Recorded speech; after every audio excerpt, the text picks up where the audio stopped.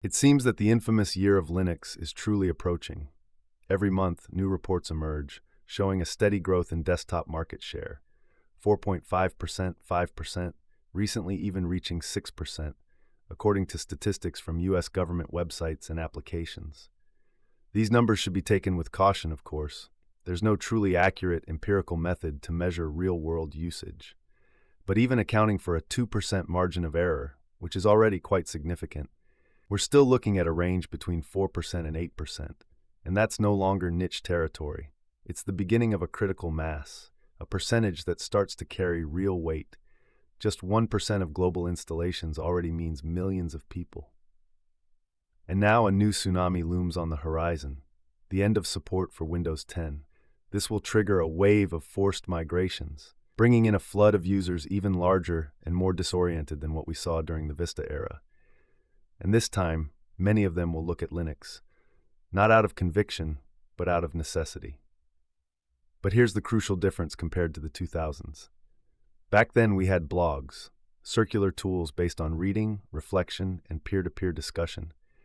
Now we have YouTube, where the relationship between content creators and viewers is heavily unbalanced, passive, and where disinformation is not only easier, it's profitable. And so people arrive at Linux guided by clickbait titles, loud opinions, and rushed tutorials, not by a real understanding of context, values, or implications. I don't believe that we're truly ready to make this leap. Are we really sure it would be a good thing for Linux to become a mainstream platform? Sorry to disappoint you, but my answer is no. Linux is not ready for the average user. And if I may add, thank goodness. Because mass adoption would inevitably mean the loss of our technological identity. It would mean concentrating the ecosystem in just a few dominant distributions, in a few standardized formats, in a centralized and predictable model. The risk? Forced standardization, the kind that kills diversity, creativity, and the nonlinear evolution that has always defined Linux. Ours is not just an operating system, it's an ecosystem. And in every ecosystem, sudden changes cause deep, painful, often irreversible imbalances. That's a universal law, valid in nature and in software. How can we provide proper support with over 270 active distributions? How can we create standards that are valid and repeatable on every installation when fragmentation is both our strength and our limit?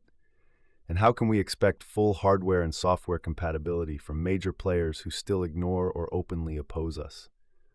Commercial software is practically absent. And I don't even want to imagine what they would come up with to claim their slice of the market, especially with support from distributions that would theoretically become dominant.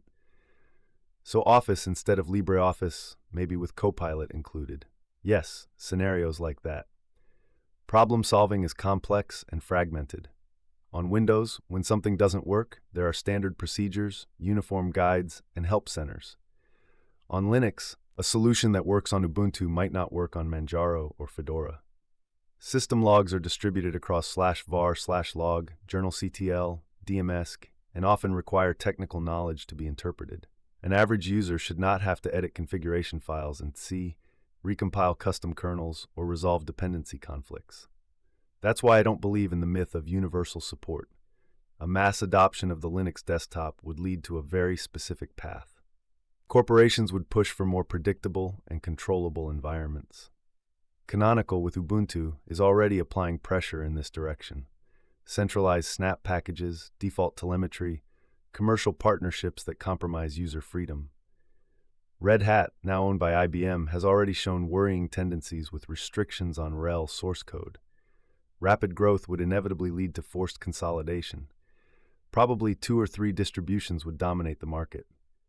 Ubuntu, Fedora, maybe OpenSUSE. The most innovative and experimental distributions like Arch, Gentoo, or NixOS would become marginal, and diversity, the real treasure of the Linux world, would be drastically reduced. And above all, we don't need someone to install Linux. We need someone to embrace Linux, to understand its spirit, study its essence, appreciate its history, its values, its community. We must build conscious users, not occasional users. Instead, today we see the arrival of hordes of keyboard warriors who brag about installing Arch Linux, who know 1,000 terminal shortcuts, but who completely ignore what the GPL is, what distinguishes AGPL from Creative Commons, what copyleft means. For many of them, Linux is simply a free operating system that works better than Windows. Full stop. A trend, a screenshot to post, a trophy to show off. A purely narcissistic gesture, disconnected from any deep reflection on the relationship between individuals and technology, between freedom and responsibility. Yes, these may sound like distant words, but these are the things that really make a difference. These are the things that truly change the world. Users who know nothing about digital freedom, who don't care about self-determination, who don't defend code transparency. For them, all of this is a dead language. And so no, we shouldn't care that a Windows user uses Linux. We should care that a Windows user becomes a Linux user. Respect for personal freedom, for choice, for control over one's own data and system, which expand into a much broader idea of human, non-commercial technology. A collective, communal good, an enterprise we carry forward together, collaboration, knowledge sharing. These things are far more important than a single line of code in and of itself.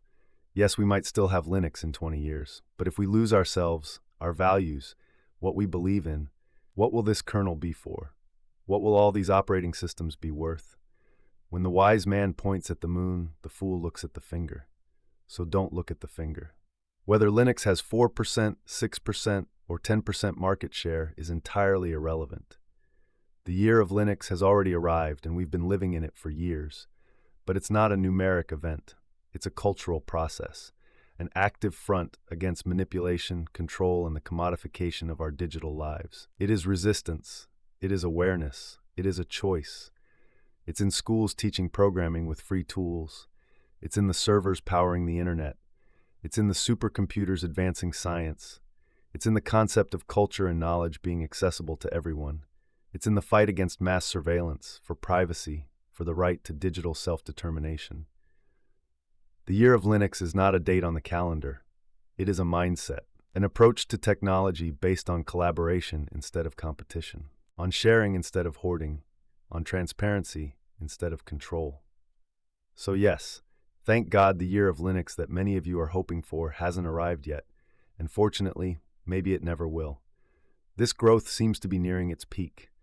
I honestly don't believe that in the next few months we'll see Linux reach 8% or worse, 15%. It's unrealistic, it's structurally impossible, and it's right that it is, because true victory will never be in market share numbers. It will come when we no longer need to convince anyone. When digital freedom is so deeply embedded in our culture that the question, which operating system do you use, becomes as irrelevant as what kind of air do you breathe. On that day, the year of Linux will have truly arrived. But no one will notice, because it will simply be the natural way to live with technology.